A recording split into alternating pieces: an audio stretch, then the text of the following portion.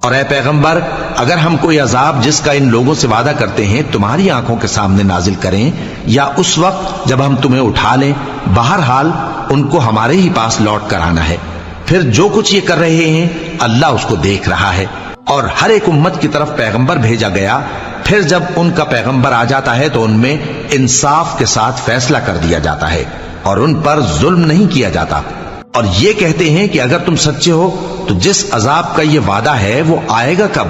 کہہ دو کہ میں تو اپنے نقصان اور فائدے کا بھی کچھ اختیار نہیں رکھتا مگر جو اللہ چاہے۔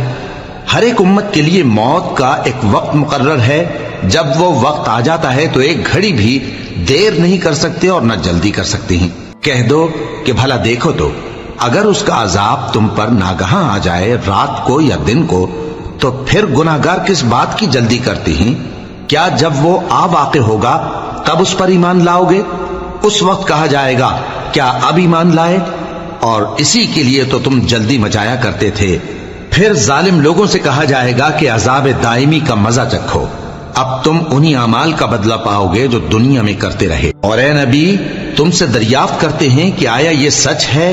کہہ دو ہاں میرے رب کی قسم یہ سچ ہے، اور تم بھاگ کر اللہ کو عاجز نہیں کر سکو گے۔ اور اگر ہر ایک نافرمان شخص کے پاس روئے زمین کی تمام چیزیں ہوں تو وہ عذاب سے بچنے کے بدلے میں سب دے ڈالے، اور جب وہ عذاب کو دیکھیں گے تو پچھتائیں گے اور ندامت کو چھپائیں گے، اور ان میں انصاف کے ساتھ فیصلہ کر دیا جائے گا اور ان پر ظلم نہیں ہوگا۔